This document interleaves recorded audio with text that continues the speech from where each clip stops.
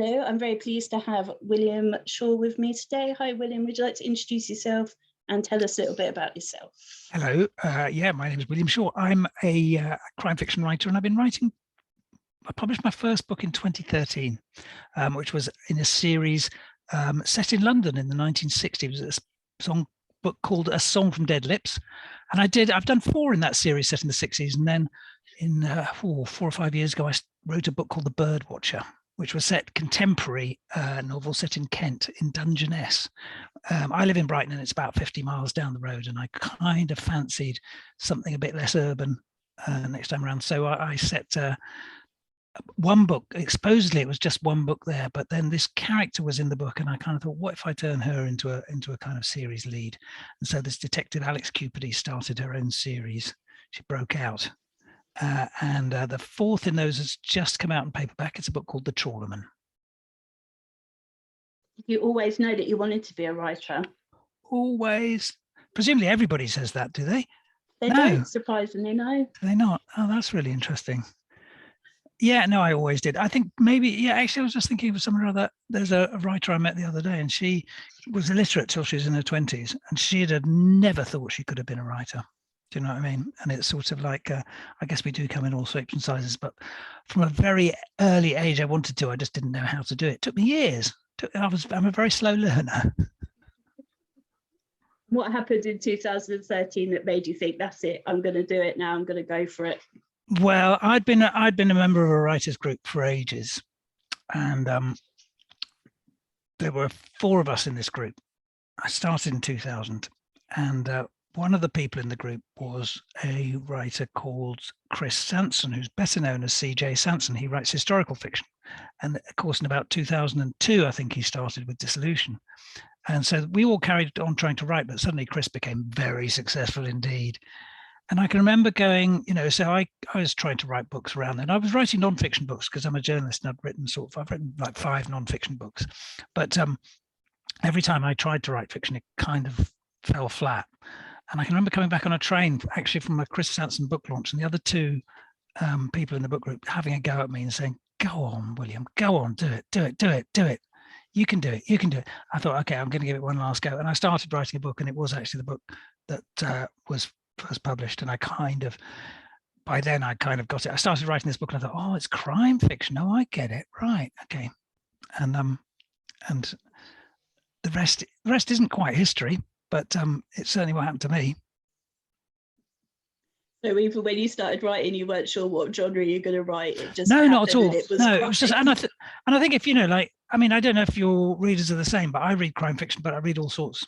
I don't think, shops think in genres and publishers think in genres, but I don't think most readers do. I think you know what crime fiction does, and therefore, a lot of the time when you need a certain type of thing, you'll go to crime fiction, and the biggest crime fiction readers do that. But they generally have something like a Booker Prize winner, some romantic fiction, book of poetry. We all read all sorts of stuff, don't we?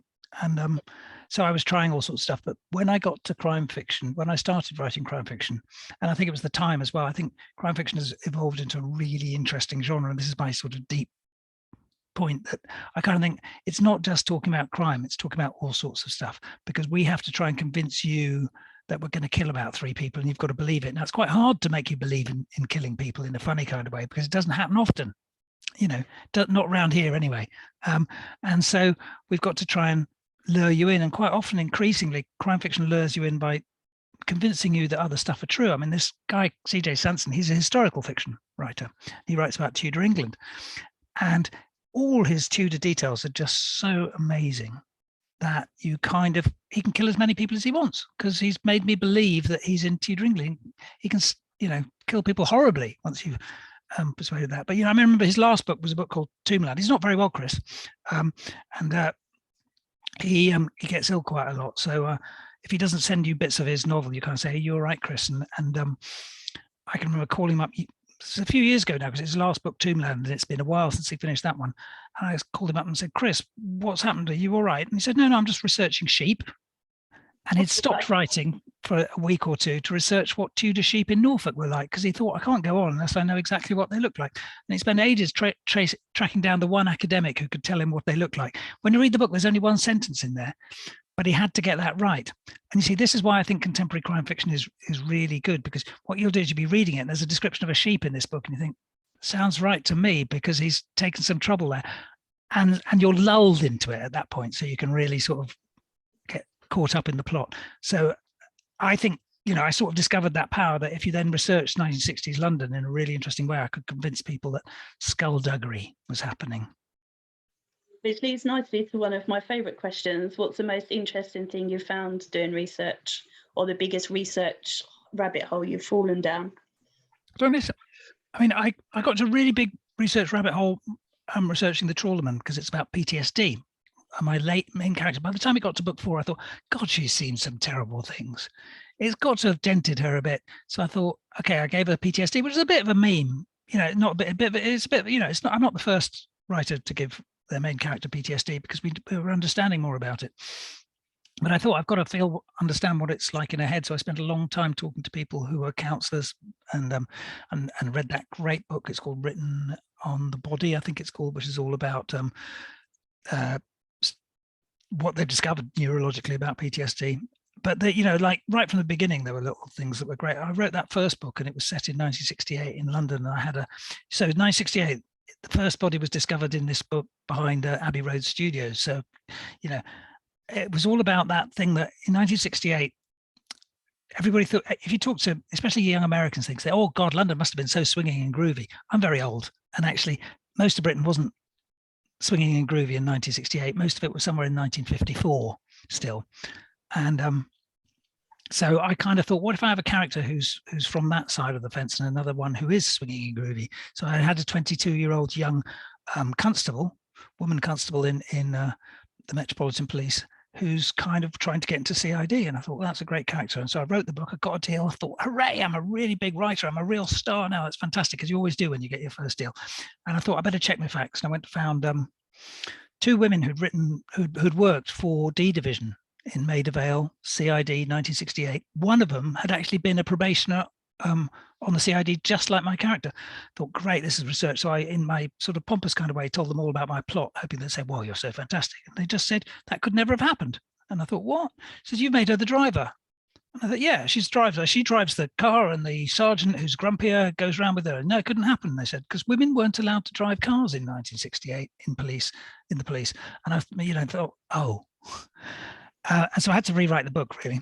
And actually it was better for it, because she still drives the car, but she's not allowed to, which is always good in a thing. But I just love that fact, because the moment you as the reader come across that fact, you think, and it takes you back and you realize how long ago it was, because in some ways it feels quite close, because we still listen to the Beatles music and we do all that stuff like that. But in other ways, it was a really long time ago and attitudes were completely different. But once I've convinced you of that, then I can do other stuff, if you know what I mean. Yeah, I do. I talk a lot, don't I? That's good. It makes it easier for me. You carry on. If you were to take one character from any of your books out for a meal, who would you choose and what would you ask them? I would take Alex Cupidy's daughter, Zoe, she's reached 17, which sounds a bit wrong, but actually I think she's a really fantastic character, because she's one of these people who doesn't quite fit in. And she kind of found herself through, you know, other teenagers are supposed to be hanging around the shopping mall and things like that. She in the first book, The Birdwatcher, she arrives and actually she becomes a birdwatcher, and she just, much to her mother's complete bemusement, and actually sort of like she's worried by this, because her daughter, instead of hanging around listening to pop music and getting on Instagram or whatever, it would have been several years ago, she just wants to learn about natural history, and she spends her whole time in the company with these older people who look after her like she's their daughter, which also annoys her mum. And they teach her all about nature, and she actually finds herself through doing that, because I quite like, well, I mean, my experience of teenagers is that they're not actually one type of teenager, and we tend to write them all the same. So it's quite nice writing one who is completely eccentric, completely different. And she's very angry and has very strong politics. She always says kind of random things that upset the apple cart, and I think it'd be quite fun to spend some time with her. But I'd have to go vegan, of course, because she's obviously vegan. Of course, yeah. If you were to be a fictional murderer, how would you kill your victims? Well, I'm very squeamish, so it would have to be something very long distance. Yeah, so something I could do without having to see it. What would that be? Some clever sort of ruse of or maybe putting.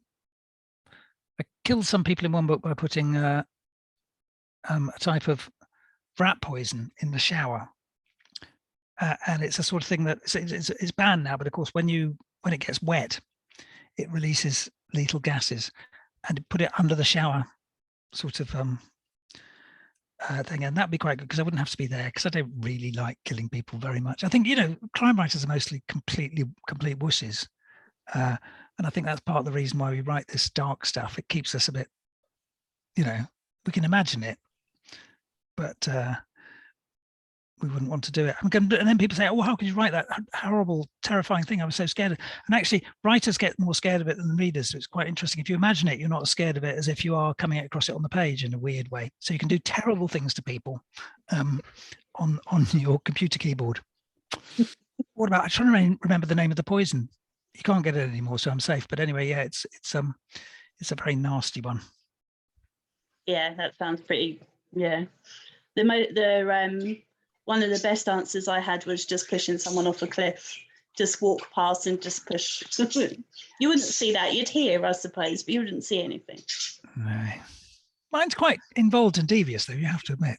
Yeah, oh, absolutely. Yeah, no arguments from me there.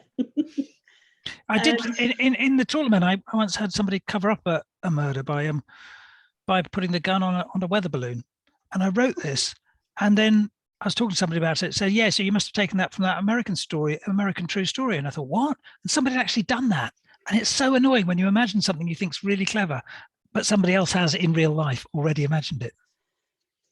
I think that's quite scary, actually. Yeah. If you were to be fictionally murdered, who would you want to solve your case? Who would I want to solve my case? Well, I'd probably go for Dr. Ruth Galloway, currently riding #1 in the book charts. I think she's got a fairly gentle approach to it, hasn't she? They always get to the, yeah, I'd go for Ruth. Awesome. And if you were to be transported into any of your own books as a character, which book would you choose? That's a great question. I probably would like, in that case, I'd probably like to go back to A Song from Dead Lips. I'd quite like to go and live in 1969 for a little while, 1968 for a little while.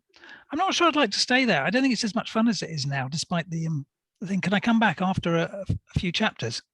But I'd quite like to be there and just sort of, I think it was an extraordinary year, and a lot of the things we now have as general taste come from that sort of time, and it must have just been amazing to be around, all that music, because it wasn't very many people doing it, and amazing art as well. Lots of things happened in around 68, 69 that were really phenomenal, that come out of that sort of 50s and 60s sort of quickly changing post-war stuff. And what a time it would have been to see it. I saw some of it. I was there in 1967 in a little village in Devon called Shaldon, and the Beatles came to the place over the river called Teignmouth, where they were doing Magical Mystery Tour, and we all rode across the river to go and see them. And it was like as if the Martians had arrived. It was so weird, because back in Devon in those days, it wasn't even the 1950s. We were still somewhere in the 1940s, I think. Oh, I'd loved it. I wasn't even a twinkle in there. My mum was born. Told you I was old. You're not that old. My mum was born in the 60s, so I am aware of and jealous of anyone that got to see the Beatles, because it's just incredible. Yeah. When you're editing your books, what's your most overused word or phrase? Oh, that's a very good one. Well, it's said, and I kind of have to remove them afterwards, because I write very barely, and I do like the fact, I don't like saying he expostulated or she suggested. said's a good word, but you don't often need as many of them. You can generally hide them by saying, she put the coffee cup on the table and then open quote, rather than having said all the time. Because there's that really embarrassing thing when you go and do a reading and you suddenly realize, da da da, he said, da da da, she said, da da da, he said, and it sounds a bit monotonous. Readers don't really notice it very much. It's quite curious. You kind of absorb that sort of stuff. But I try and write without using too many adverbs or adjectives and stuff like that, trying to let all the reader imagine that stuff. And so it can seem quite bare if you just have lots of saids. So I do some said removal at the end, on the last stage of my manuscript. Such a funny phrase. I know. What was your favourite first as an author?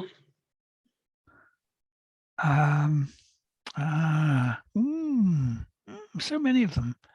I think it was the first time I did Harrogate, and it sort of feels like it is a club and it's very clubby and you can't help it, that sort of thing like that. But when you walk out, you do all sorts of events, and you're kind of looking for an audience, and you all do events where one person turns up. Everybody does that sort of thing, and you have to get through all that, and you just have to say, well, that's one person who likes my book. Except actually, in the case of the one person who turned up first time around, it was somebody who'd actually brought their self-published book along and actually wasn't interested in mine or any of the other three panelists who had this one person in the audience. But you get used to that, and you get used to the fact that not all readers want to come and see authors. That makes perfect sense. I'm not sure, it's a strange thing to do. But you have to go out and you have to meet readers, and you do a lot of one person or two people or five people and a lot of things like that. And then more people start to turn up, and then you get to Harrogate and there's a room full of 1,000 people, and you walk up an aisle and things like that, and there's lots of people who think, oh, this is quite nice. I quite like this. This is, it's a bit better than the one person with their self-published book. Oh, that's awesome. You going to Harrogate this year? I always try and go. It's a very good social club for writers. The real danger is that we all just huddle and talk to nobody else apart from ourselves. And last year, because we hadn't seen each other at any events or anything like that, it was just such a lovely experience to walk up to the Swan Hotel, which is this lovely hotel where they hold the book festival, and just sort of start recognizing faces as I walked through, because of course we hadn't seen people at all. And then it was sort of July, and just sort of recognizing faces. I got quite emotional about it, and I do. That's why I go, really. I go as much because it keeps your finger on the pulse of whatever's going on, but really just to see familiar faces, because it's a very good community of people, crime writers. They're very supportive of each other. And I also work in an industry which, I've worked, had jobs since the 70s and 80s, and I've never worked in a job which is actually in terms of authors, so many people from all sorts of backgrounds, all sorts of class backgrounds, ethnicities, everything, like that. I think crime's really interesting. It lets people in if you're good, and compared to a lot of other bits of British societies, it's incredibly open at the moment. It's successful, so it can be, and the people, it attracts people from all sorts of areas, and it's just a lot of fun, suddenly working with a much more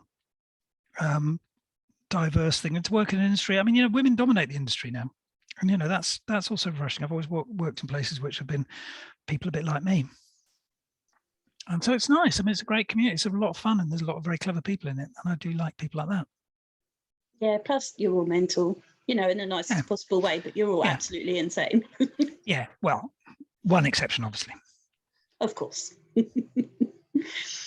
If you're able to spend a day with any author, dead or alive, who would you like to spend a day with? Oh, you asked some very hard questions. I know. Oh, any author, dead or alive. Well, you'd probably want the dead ones then, wouldn't you? Because they're harder to reach. You can have one of each if you want. Some people cheat and have one of each. I'm not fussy. Yeah, let me think. Because this is quite obscure, but there's a writer called Nicholas Freeling who wrote in the 70s, and he wrote the Van der Valk thing that became televised. Not very well. It was terrible, rubbish TV series compared to the books. But they were really curious, things like that. And I sort of read them as a teenager because they were on my parents' shelves, and I loved them. And they're kind of part of the reason why I do stuff. And I know Anne Cleeves is a big fan of Nicholas Freeling. I have no idea what Nicholas Freeling was like as a person, because in those days you didn't find out so much about writers. He's a very good cook, though, like Len Deighton. So maybe I could put Len Deighton, who is still with us, Len Deighton and Nicholas Freeling. I was thinking, well, probably, can we ask Anne Cleeves around? I think she'd quite like to be in on it. Yeah, absolutely. And she's yeah, lovely. I've not met her or had anything to do with her, actually. So, although someone has asked me to try and interview her, so I will try. She's a busy bunny. Yeah, I know. I'm still trying to. Simon Koenig promised me an interview at Harrogate last year, and I'm still waiting. So he thinks he's going to get away from me, but he's not. Grind him down. Grind him down. I'm trying. He was laughing because I was telling Chris Whitaker off because he had agreed to an interview and hadn't come back to me. And I was like, well, actually, you've agreed as well, and you haven't come back to me, and that shut him up, which was great. And he's like, massive as well, and I was just telling him off, and I was like, okay, what am I doing? But it was fun. If you're able to travel to any period of time, either forwards or backwards, where would you like to go? Apart from the late 60s. Yeah, I've done that, haven't I? Yeah. Any period of time. I'd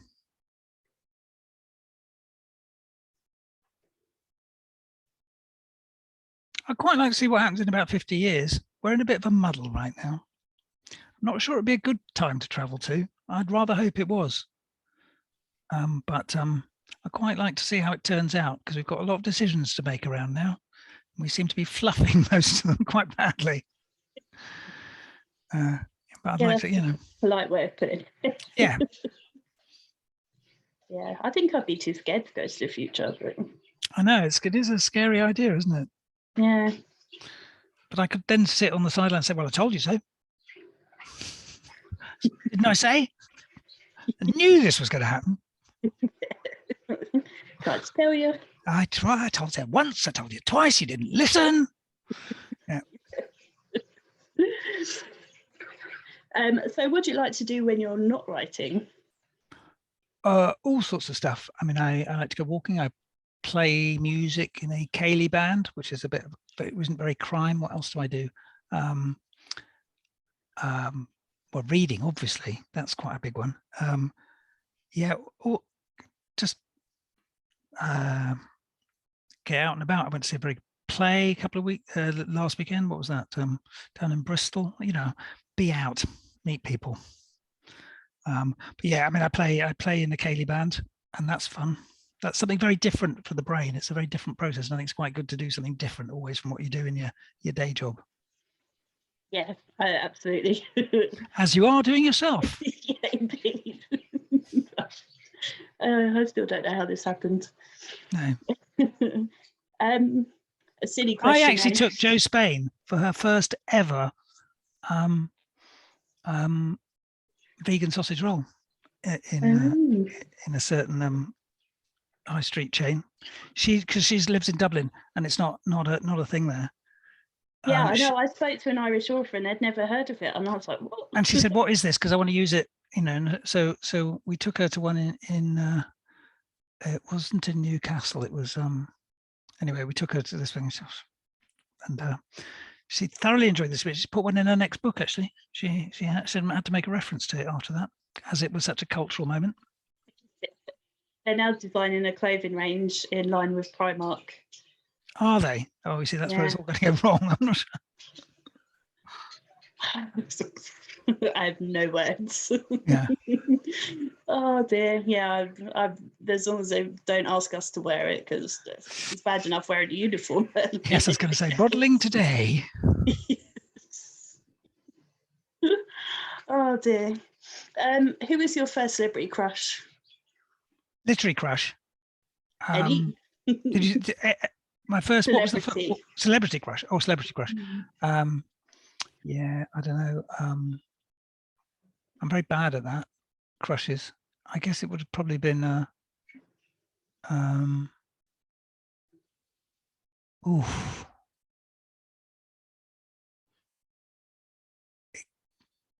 Kind of I've forgotten her name now. That's terrible. Actor. Oh God, and she lives around. Oh, I can't remember. Oh, can I take a rain check on that? What's the name? What's the name of the woman? She used to be in The Railway Children. Any viewers can get her and guess. And she was also in an Australian film whose name I forgot. And she took all her clothes off, and I think every teenage boy in Britain had a crush on her, probably for all the wrong reasons in that film. And if I ever meet her, I'm going to be really embarrassed now. Yeah, I'm trying to. Was it the main character in The Railway Children? It was one of the girls. Was it? Oh, let me go and carry on talking. I'm going to go to use my other bit of brain called Google. Yeah, good old Google. The trouble is that just dulls our brain even more, doesn't it? Because we have to don't have to think. Yeah. So 1970 film, The Railway Children, and come along, Jenny Agutter. Oh, it is Jenny Agutter. Yeah, not that I could think of her name. Yeah, because she was on Call the Midwife at the first. Oh, of course. Yeah, that's right. I should have gone through that route. You see, yeah. Brains are rubbish, full of these rusty drawers. Yeah, I couldn't think of that either. So yeah, cool. That's a good film as well. If I was to ask those closest to you what your most annoying habits are, what would they say? My most annoying habits are saying and ignoring people. I'm quite good at when I'm writing. I'm quite good at shutting out the rest of the world. So I've ignored my children for many years. I'm sure they're proud of you. Yeah. They have to be. It's kind of part of the contract with being children. Don't know. I don't mind if they're not. They've got their own thing going on. It's more my job to be proud of them, isn't it? Yeah, that's just true, I suppose. If you were stranded on a desert island, what 3 things would you want with you?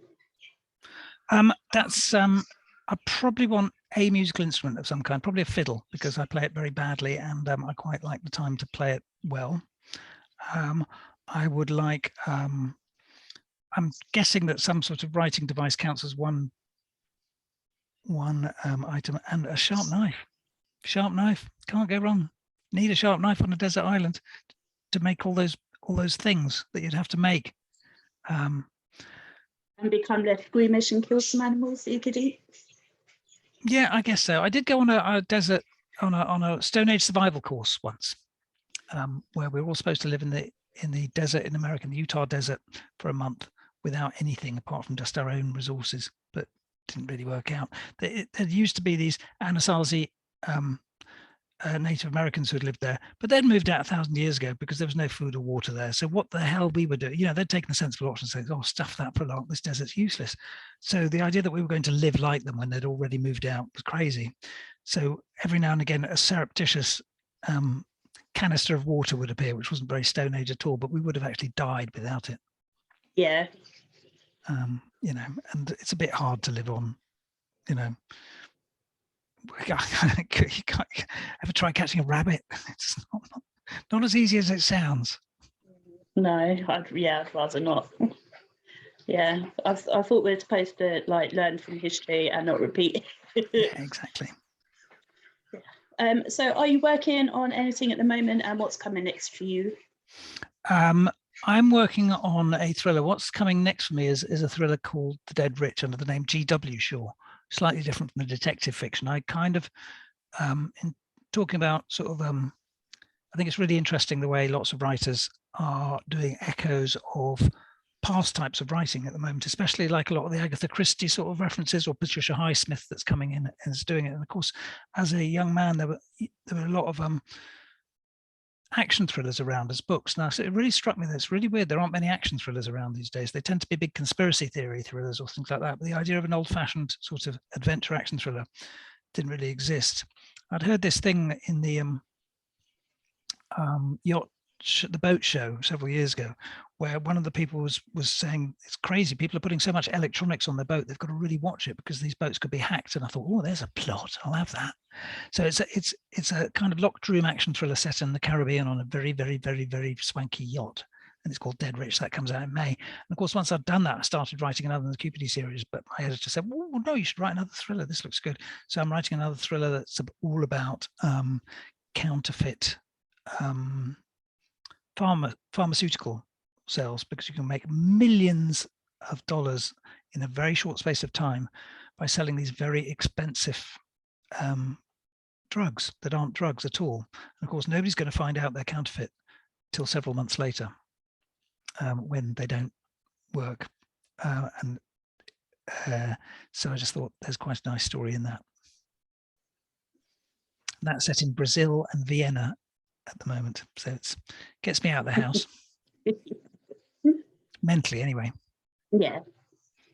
Well, you may be relieved to know I don't have any more questions for you unless you think there's anything that I haven't asked you that you want to tell us. So what are you reading at the moment, Donna?